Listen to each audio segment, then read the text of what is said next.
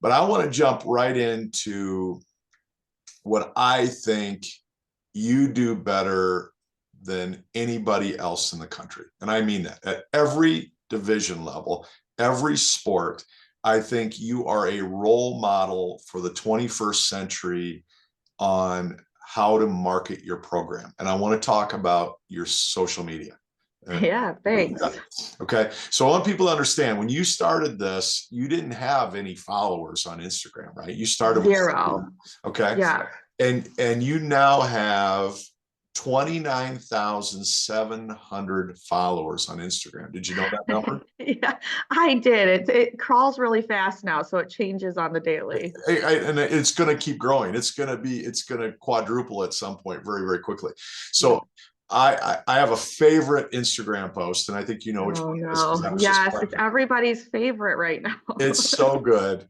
And I'll if you're not following UW volleyball or UWP volleyball, did I get it right? UWP Yes, volleyball yes, on yep. Instagram. Even if you don't have an Instagram account, get one. Just follow UWP volleyball. And my favorite post that you guys have done is for your senior night. Yeah. All your seniors lined up in the net, and it was Backstreet Boys and something like that, right? Yeah. Yeah. Backstreet Boys. Yeah. Some NSYNC. I can't insane. remember. I know I it's can't a remember what it boy is either. band from the 90s. Yeah. But they're singing. It's gonna It's gonna be me. right. Yep. And Yep. it goes to each of your seniors, and they shake their head. And then there's little Coach Birkicht and the end, and it comes to you, and it says, "Who will cry first at senior night?" It's you. Yes. Yes. I mean, there's companies that spend $10 million for a Super Bowl commercial that's not as good as that. Yes. And I know your husband Ryan Yep. is the big producer for a lot of this, right? Yes, he actually will constantly ask me to be in videos, and I don't like it, and so I'll always find ways to weasel out of it. But the seniors, man, if they ask me, Yeah. my heart for them. So they were like, "Coach, you have to." So of course, the one video that I'm in is just blowing up. Viral. I mean, you have 85,000 likes. Yeah, I know. 85,000 likes for Yeah. that one video. Yes, I know. All right, so let's talk about the genesis. Where did it begin? Where you and Ryan were having a conversation that said, "Let's do this." Where did it start? Yeah, to be honest, it started in my interview. When I went in, I really thought, like, what are the top three things I need to build to make this program, Yeah. grow it. And one was the marketing and social media. There was just nothing there. And so I knew that was, it was just going to get bigger. And that was going to be the key to progressing our program, especially like in the recruiting realm of things. Yeah. So then when me and Ryan sat down, this is not my strength, is marketing, even though I knew we needed it. And a lot of D3 is finding the resources. We don't always have the finances or the people on campus. And so, I'm so lucky to have Ryan because he doesn't only love me, he really loves the team. And he bought into a lot of the male sports get more donations, more resources. And so he has a passion. He was like, I want to put a women's sport, I want to make them be seen. I want to make the girls feel special. I want to give them something that other programs don't have. And so we kind of sat down and wrote goals for it. Our first goal was like meeting 1,000 followers that year, So it's been funny to hit our goals. Like every year we sit down and like, what goals are we hoping to meet? It's great. Yeah, so we have three avenues. We have alumni, we have recruiting, and then we have team. And so all of our avenues are that for everything we do. That's so great. And it's so well done. I'm telling you, if Ryan ever wants to get out of his industry and just do social media consulting, he would make more money than he knows what he could do with. I know. And I consult. I have other universities that'll bring me in to coach the coaches and work with their athletic department. And I have started showing them your Instagram clips and saying, this is who you can be. This is how you message your program in a simple way. It's not time consuming. No. Talk to me about empowering your players with marketing the program. What what do you give them in terms of them being creative and coming up with some of these ideas to help you? Yeah, I mean, like Ryan and I, as much as we want to think we're cool, we really don't know what that age group and younger wants to see or care about. And so a lot of the ideas come from our girls. And quite frankly, everything we do in our program is a lot of player led, you know? We'd be silly to think we know what they want. So we need their ideas. So they actually will DM, you know, within our thing, they'll DM Ryan videos and ideas of what to do.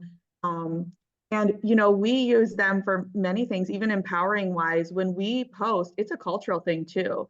We try to post all the players, not just the ones with the highest accolades, because, you know, we know that in the culture, they all want, one thing is that they all matter, right? They all feel like they matter and their role matters. And one way to do that is to make sure we're showcasing everybody on social media. So Awesome. social media for that as well. Yeah. I mean, I've been to a number of your games and got to see your girls play and spend a little bit of time with them, but I feel like I know them. I know their character. I know their personalities, you know, and Yeah. it's so fun, you know. I see a mom or a dad, or I'll be working with a family. I'm working with a volleyball player right now, and I go, look at this Instagram. I go, when you're thinking about making that final decision, you know, I take families through that process of, you know, let's figure out who you are first. And then let's try and find a coach and a program and a school that fits you. For Let's sure. find that happy place. And I show them, I go, these are the type of things you want to look at. You know, it's college coaches, and you tell me if I'm wrong, but college coaches aren't going to Twitter and Instagram to recruit. Correct. They don't have that time to go through social media to recruit, but it's a great way for you as a family to get to know that program on a higher level, that more than maybe a 3-hour visit's going to do. Will you agree with that? Yeah, I think we're really blessed because Ryan knows my players, you know? He So does. I think that's why our Instagram is so genuine. I've seen a lot of Instagram pages where, you know, they're showcasing their team, but it just feels very textbook feel. There's no, you know, you can't really tell the team or the player's true character. And I think that's where we really hit a home run. But that comes a lot from just Ryan getting to know the players. So when he posts things, he really tries to meet their personalities. And I think that really shows on our social media. It does. It's fantastic. Now, for anybody that doesn't know, you wrote a great piece of advice for me in my book, my chapter on social media, and I want to kind of bring those things up. You really focused on 4 points that I thought were just brilliant. They were concise. I don't know how much time you put into it, but for me, it's the centerpiece of my book. When I'm talking to people and I do a book, you know, anytime I'm doing anywhere where I'm talking about the book, I tend to bring these things up. Yeah. Your number one thing about you told recruits about social media is to be authentic. Yeah. Walk me through that. What does that mean to you? Yeah, you know, I think as a college coach, I see this as one of each player's first struggle in our program is, you know, they go from being a senior or maybe a leader in high school with the same support system, and then they come to us and they're questioning a little bit about who they are, who they want to be as a leader, as a person, as a friend, you know. And I feel like I always have the conversation of like, hey, there's a difference between growing and changing. We want you to grow here, but we don't want to change who you are, you know, as a leader, as a person, as whatever. And so I want them to just like be authentic and be them because I recruited them because I got to know who they are and I loved who they are. And so, you know, for social media, we know that plays into a lot of our players' confidence and a lot of our players' identity. And we feel that social media needs to play a part in them being proud of who they are, and that will filter through their entire life, you know? So I think for me, that's my first point because, you know, being comfortable to be who you are on social media, I want that to look the same in their everyday life, you know? And so that's why I say that because I know there's a lot of influencers now and a lot of people who try to put on a face on social media. And I just keep wanting to send that message because I've seen it play such a huge thing in like my, especially my players just trying to figure out the difference between growth and change. And It's great. yeah. So really that's great. why. I remember when Twitter was just coming out, I was coaching in St. Louis in early 2000s. It might have been 2003, 2004. I don't know how long it's been around. Yeah. But I remember my guys coming to me and saying, "Hey, coach, I'm starting this Twitter account." And I was just like, absolutely not. No way. No, we're not going to do any social media, because I was just so scared of them being hurt. Yeah. And I probably didn't articulate it well to them why I was saying no. But I was so worried about them getting criticized and having to deal with that, just the things you're talking about. And you've kind of given me the confidence, and I've gotten the confidence over the years to really embrace social media. But then I have to also teach it. I have to teach how to use it if you're going to be on it at 17, 18, 19, 20 years old. This is what you have to expect, and this is how to use it the right way. So your next two pieces of advice in the book were be appropriate and find a proofreader. So where does that come from for you, and how do you get a 17-year-old to understand what appropriate means? How do you get them to take 2 seconds, say, "Hey, mom, would you look at this before I post it?" Or, "Hey, older sister, big brother, would you look at this before I post it?" How do we get kids to think that way? Yeah. I mean, one of the things I tell recruits is, if you won't add me because you're worried about a post, or they think they can hide some posts, but that's not always true as well. I Yeah, say, if you're questioning who you want to follow because of what you're posting, it's not appropriate, right. So that's like the easiest way, simplest way to say that, but it ties into having a proofreader. You know, we talk about this as a program that you should have 2 to 3 mentors outside of the team. I do as well. You're one of them, that you can call to talk, and someone who loves you, but who will be honest with you. And that's true for social media. The person who loves you, but will be honest with you, should be your proofreader. Right. And quite frankly, we have one for social media as well. She used to be our old AD. And I really look to her to ask her questions, because what we think we're showcasing might not be true to who's outside of our team. Yeah. So, we do that as a team as well, but I think personally you need that person. And sometimes appropriateness, it just might be actually the word perspective. A 17-year-old's perspective of what they should be showcasing on their social media is going to be different than a head coach who's 35, 40 years old or older. And so it's good to have somebody older proofread, because their perspective, you want a different perspective, and somebody who will be closer to the age of a coach, if that is your goal in being recruited. So it could be appropriate, but it might just not be the right thing to post because of a different thought at an older generation. Great advice. And I just talked to another coach the other day. I was a Division I coach, and he said, "Matt, I've got an assistant coach that's he's a social media fiend." Yeah. He makes sure that he follows every kid we're recruiting. He knows everything they're on, and we track everything they do. Yeah. Everything. And he said, we'll go back 6, 7 years and look at everything. And I wrote the chapter that you wrote on was about social media and marketing in the book. And I started with a story of a kid that I got recruited, one of my clients, and best kid I ever recruited, best kid I ever worked with in my life. Everything that you would want out of kid, this kid had. Okay. Yeah. Priorities were straight. His faith and his family were his strength. He did everything right. He was the captain of the football, the basketball team, and the baseball team. And he did everything right. Everything I asked him to do, everything that we did together in his recruiting trail was perfect. And at the end, he had 25 schools recruiting him. He took the best offer for him, and then he went to a party his senior year. Yeah. Didn't drink, didn't smoke, didn't do any drugs. He had lemonade in a red Solo cup. Somebody took a picture of him and his friends, and he had a red Solo cup. In the background, you could see a bottle of booze, and you could see people, talking.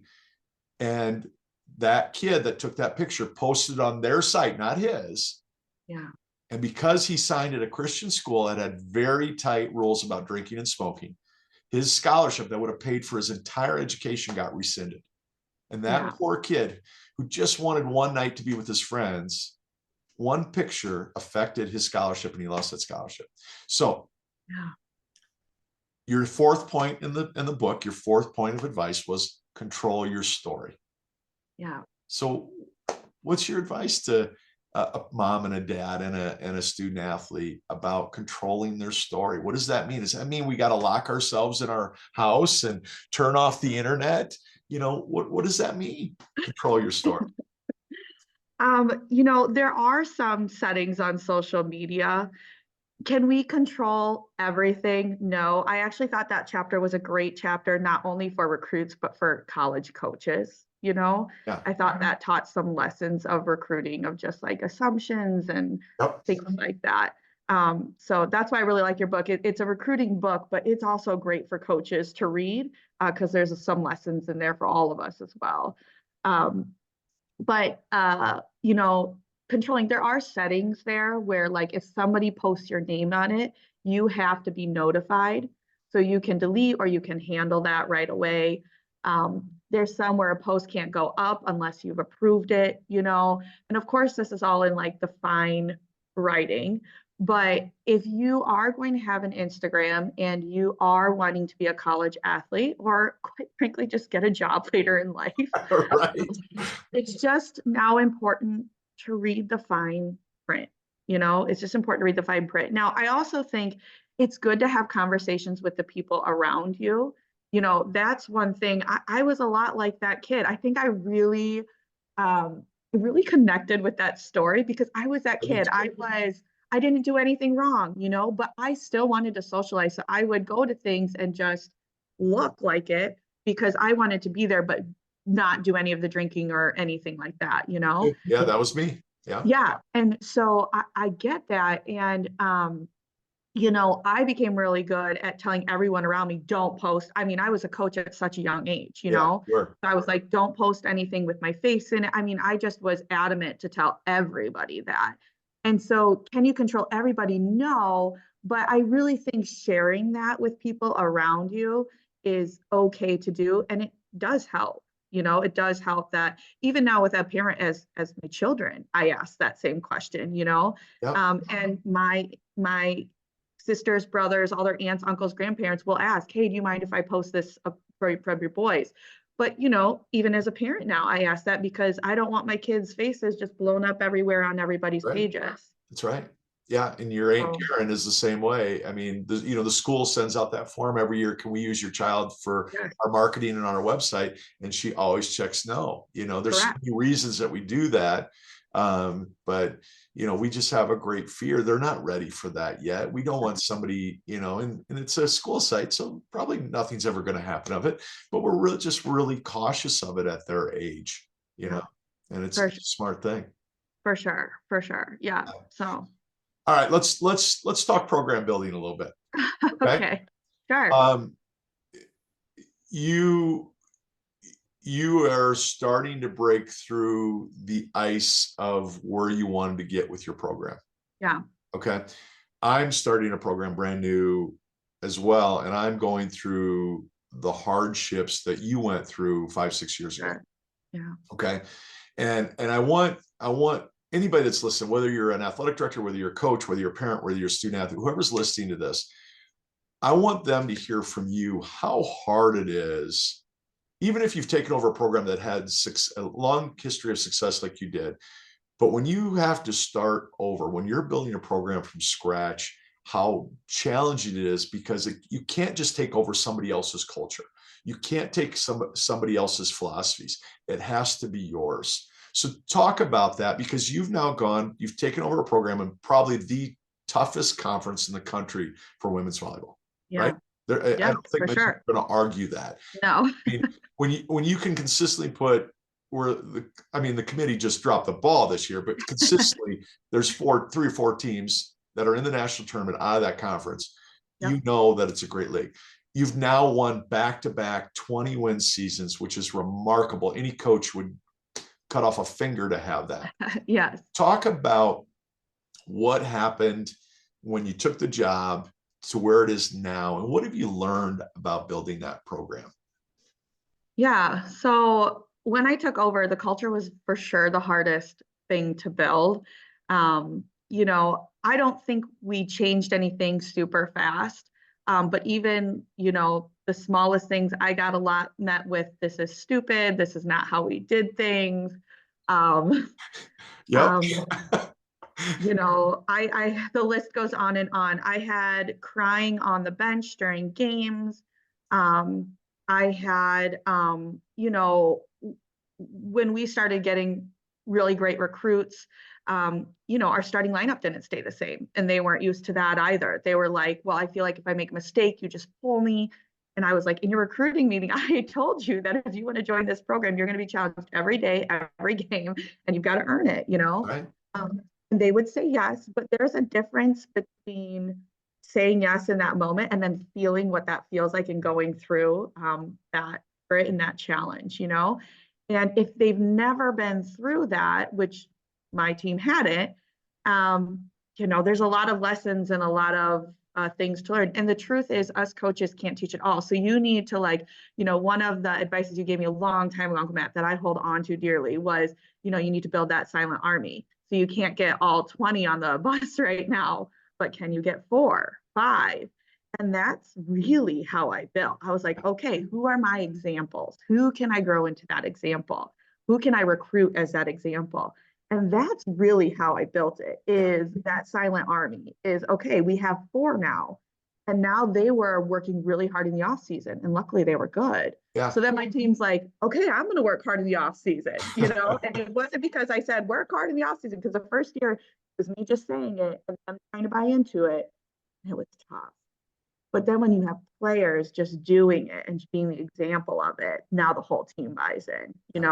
So little by little, I was able to build the program by growing examples on the team for others to follow. Yeah, it's great.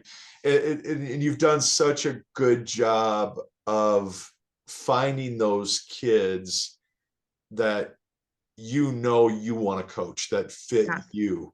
And I think that changes the culture really fast when you can bring in 2 or 3 of those kids that are going to be vocal, are going to do the right thing. They're going to look in you in the eyes and go, yes, coach, in front of the team. When you just yelled at them and just reamed them for making a mistake, they're going to look at you, yes, coach, I got to do it better. You're right. It's hard finding those kids these days. It's hard finding those kids that want to have that relationship with a coach that says, yeah, coach, I'll be the example. I'll be the role model. You can yell at me and I'm going to do what needs to be done to show my teammates the right way to handle that. Right. I mean, for sure. When I first started recruiting, I think I recruited with fear. I was like, okay, a good player, I want to be great. Let's just commit to them. Right. And then I started, recruiting differently. I can't tell you how many players I've said no to that I've seen on the other side of the net. And I'm like, dang, they're kind of killing us right now. But I was like, but man, I didn't see them in the huddle. And I'm like, definitely don't want to handle that. Yeah. So, but I've crossed a lot more kids off with, if they roll the eyes, if they don't look like they're engaged in the huddles, it is a quick red line for me on my recruiting page. Yeah. It's what you've done in terms of learning who you are. Yeah. And then learning to be true to that. We talked about being authentic with your social media.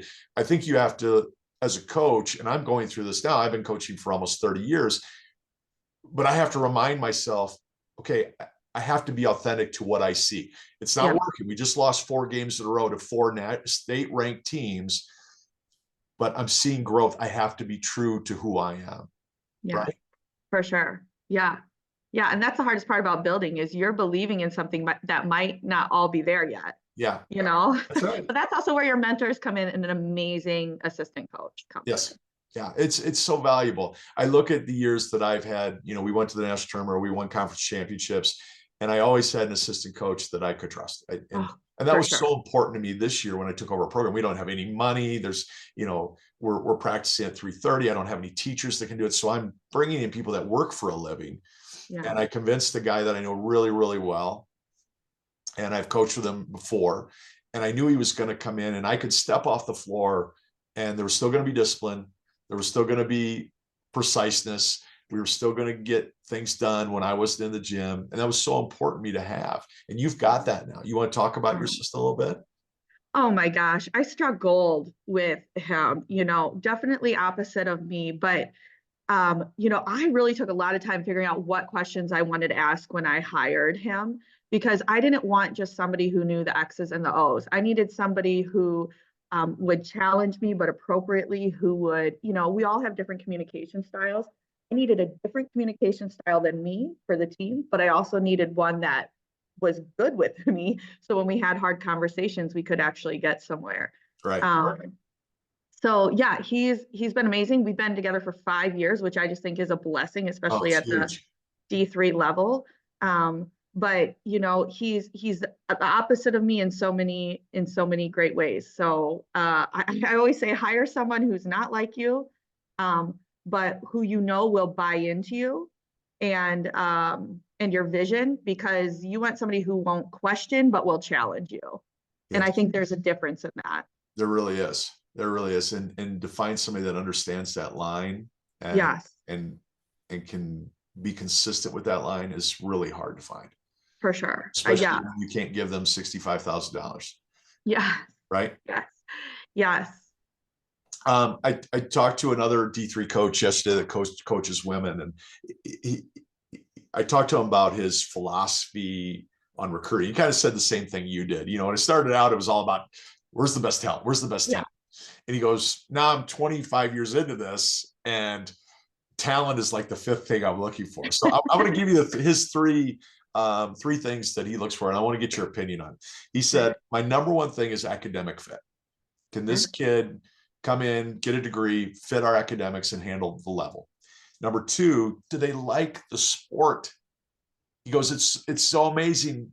You find a kid that was first team All-State in volleyball and you love the way she plays.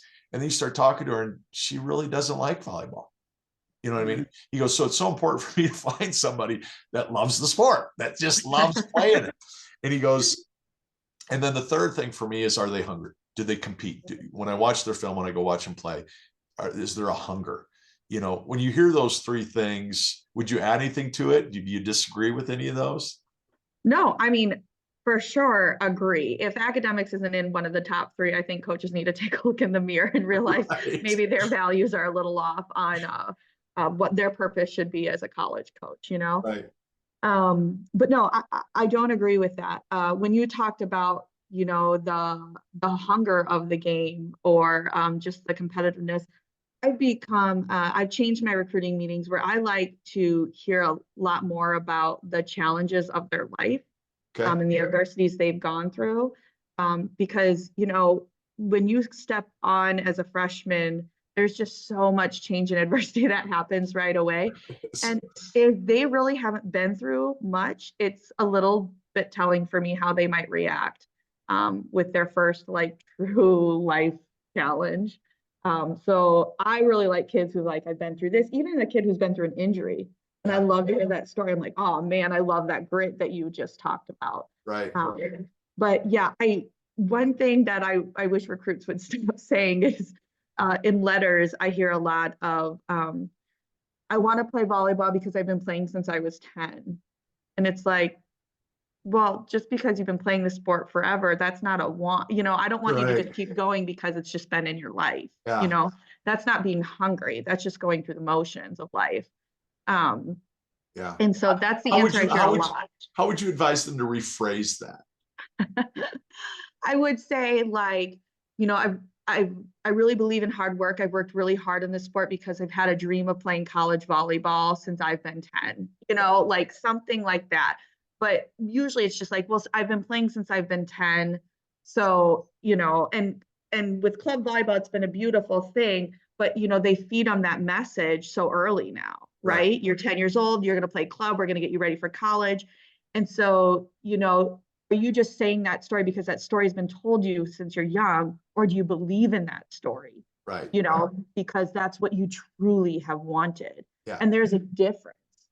You can hear it in a recruit's voice when they give you that answer. You know if it's genuine or not. Totally, totally. It's the difference, in our gym, we always say there's a difference between showing up and making a difference. Yeah. And every day you need to decide that, and that's hard to do. And so for that player, I'm trying to find that out in the recruiting. Are you coming here because you're just showing up because that's what you've done since you've been 10? Or are you coming here because you want to make a difference? Yeah. And what does that look like for you? What difference are you going to make for, how are you going to be significant to this team? Yeah. Yeah. Families will get on an assessment with me thinking that I'm going to just take them. I'm just going to take them on. I'm going to work with them. And I'm like, that's not how it works. My first question to you is, Mom and Dad, are you fully committed to this? Yeah. And Susie, Danny, are you fully committed to playing in college? Now tell me why. Yeah. Where does that commitment come from? Okay. Yeah. Why is it that you're committed? And if I don't hear, because I love playing, I just love it. I can't imagine not having it. I don't want to be 24 years old going, why didn't I keep playing that thing I love to do? Then I don't want to work with you. Yeah. Because 6 months into this, you're going to go, I'm not sure I want to play anymore. For sure. And that's like the hardest thing a program can have, Because every coach is going to tell you they're going to push you harder than anybody else has ever pushed you.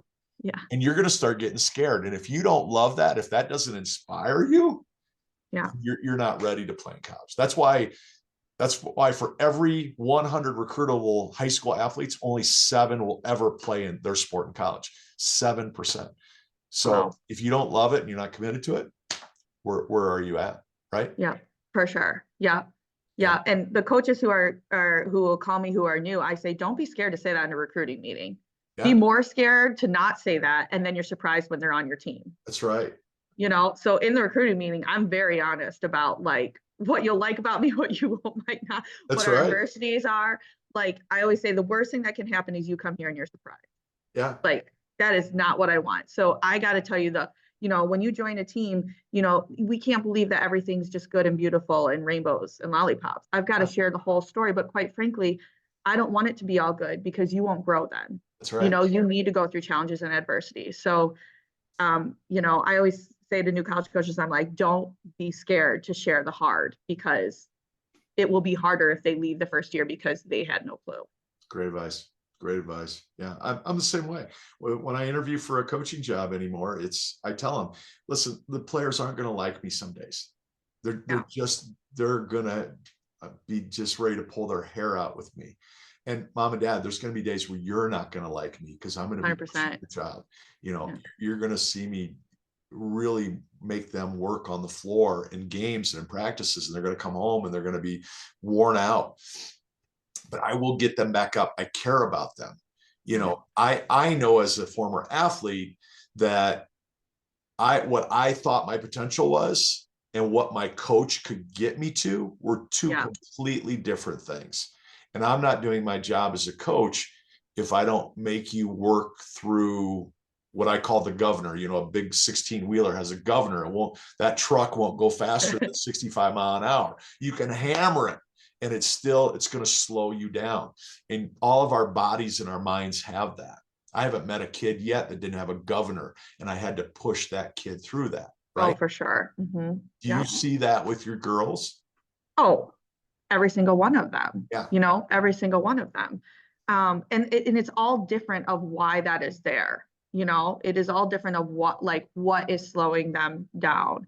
And so, once again, my word has been perspective this year. My word has been perspective because I really can't stand the line of kids these days or, separating us from them a lot with those similar lines. And right. So my word is always like, no, my girls are awesome. They're powerful. They're beautiful. They're strong. It's not them these days. It's just a perspective thing. And so usually what's slowing them down is just a perspective thing of themselves or their teammates or our values, our standards. And I've just got to change the way they're seeing the world or seeing their growth or seeing why I'm pushing them. Yes. And so I probably have, 1,000 of those conversations a year. Coach, you're not encouraging me enough. I don't know if you value me. Okay, well, did you hear me yelling so many things yesterday to you when you were struggling with your pass? Oh yeah, but you didn't after the game. Okay, so I am doing, but it's just like a little perspective of like, well, let's talk about what the after the game looked like for me. you know? Yeah. Yeah. So, It's almost to the point where as a coach, you have to be constantly reinforcing your message to each individual kid. yes. Because it's not going to get heard in the circle. It's not going to get heard in the group. It's not No. going to get heard in the classroom or the locker room. It has to be one-on-one. And if you're a coach that refuses to do that, boy, you better have a reputation that precedes you. Because if the kids aren't coming in ready to deal with you not being one-on-one with them every day, you're going to have a hard time. Right? Yeah. Speaking of the repeating, one of the hardest things I experienced as a coach, but man, it was a great eye opener. I had the head wrestling coach come in to give like a talk to my team. I really looked up to him, and he asked questions. This was probably after like a year and a half of me taking over. What does coach value? What are the team values? What's your mission? How do you guys, how does she define a successful serve? And I was like, you should know this. And they didn't know It's great. a lot of his questions. And as a coach, I was sitting there like, how do they not know? And, that was my fault. So when you say repeat the message, it's like 100,000 times, like it has to be through the good times, the hard times, from day one to the last day. Even just saying it 10 times is not enough. Yeah. So it's so rewarding when your kids acknowledge that the message is working. Like we're running our system basketball wise, and I have a senior that was just kind of thrown in the dirt pile the last 3 years by the coaching staff. They used him as a center, didn't let him shoot. He was tall and long, but he's skinny, he's athletic. Okay. And I saw him play the first day of our open gym back in April. And I said, Robbie, you're our shooter. I go, if you'll run this route as hard as you can, and you'll sit in that corner when we throw you the ball and you'll shoot. And you're going to have days where you're going to go 1 for 10. You're going to go 1 for 12. But if you'll consistently shoot that ball, I go, you are going to be an all conference player, maybe all state. I go, you're that good of a shooter. He goes, Coach, nobody's ever really let me shoot before. You think I'm going to be all conference? He came to me yesterday. He goes, Coach, you remember what you told me at the beginning of the season? I go, you tell me what I told you at the beginning of the season. You said, if I do this, if I run my route and I shoot the ball with confidence, I'm going to start making them. Yeah. I go, yeah, I remember telling you that. And I go, what happened? What's happened? He goes, I'm making them. And I go, are you having fun? He goes, yeah, I'm having fun. Because he gets it. He gets the understanding that if I just listen, okay, and I do what I'm told, and I practice what I'm told, there's going to come a time where I can be innovative, I can be creative, I can play off the map a little bit. But if I just do, and I get really good at just doing what I'm told first, great things happen, right? That's significant coaching right there. Sure is. Well, because what's true is he probably remembers what you said, but until the moment he came to you and said, I'm having so much fun, all those small moments that you showed how you're backing up your words and believing in him, pushing him, coaching him, those words kept having stronger and stronger meaning. That's amazing. Yeah. And I over talk and over coach, and I've probably told this kid 500 things in the last 6 months. So when he came to me and said, Coach, do you remember what you told me? I was like, I have no idea. You tell me. What did I, what one thing did you hear? What one thing did actually get through to your brain? Yeah. Yeah. So, yeah. So and for me, you can have a bad stretch of games, and you can have a bad couple of weeks. And to have one kid, the light bulb goes on, and all of a sudden they figure it out, and all that bad goes away. Do you feel that way? Oh man, it's the most amazing thing to feel as a coach. Yeah. Amazing thing. And I always point it out to the players, because I'm like, we've been working on that for a year. That's right. A year. And I've tried different cues, and but you keep fighting for it. And they get it, and for not only for the coach, but you see that as a player, they're like, I just did it in a game. That's right. That's right. And I see it in your games, where your outside hitters come around the setter and that Yes. swing kill. Yeah. I mean, Yeah. I've watched Kaya's teams, the club teams, try and teach that.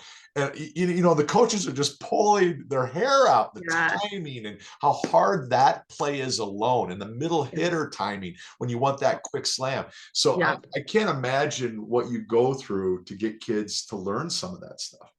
Yeah. Well, it's just, and it's the belief in that process, Yeah. because it's such a long process. It's It's so hard, right. Speaking of middles timings, like last year they would question because they're like, I still don't get it. The timing's not there. Does the set need to be higher, faster? And I'm like, we need 1,000 reps. You just have to keep giving eye contact to each other. You will find it. We will find it, and then this year they crushed it. Yes, they did. But once you get through one of those moments with a player, they believe in the other things you're trying to work through, Yeah. So now it's like, working on their block, I was like, but remember that swing that we worked on That's for right. days and you got, right? Once there's an example for Yeah. them, the progress of it just flows a lot faster because the belief in it is there. Yeah. And this is so rewarding as a coach when you've figured out how to unlock that. Like, I tried this 30 different ways, and finally this way that I taught it, that I just kind of gave up, and I'm like, let's just try this today. And it works, and you get through. And you're like, okay, now I figured it out. Maybe I don't need 1,000 hours. Maybe I can do it in 20 hours if I teach it the right way. You know what I mean? Yes. Oh, I mean, for sure, Yeah. but then you'll get another player and they'll make you, Yeah, you'll that's do right. the same thing and it doesn't work. But Exactly. but that's like kind of the fun part of coaching too, is there's never just one right or wrong way. Yeah. And I tell my players that all the time because they come from different clubs and different trainings.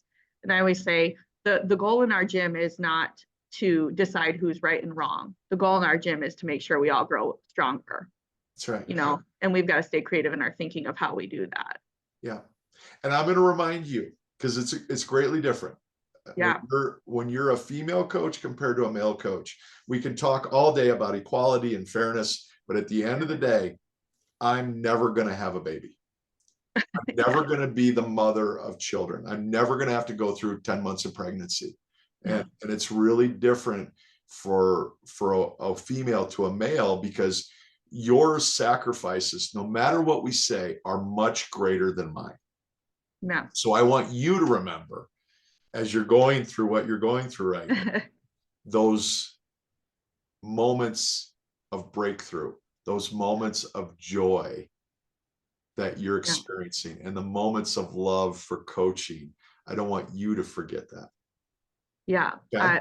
Yeah, for sure. Yeah. Thank you for saying that. I want to share a quick story because, I've really gone through my head a lot. Like, could I do this as a mother and a coach, Yes.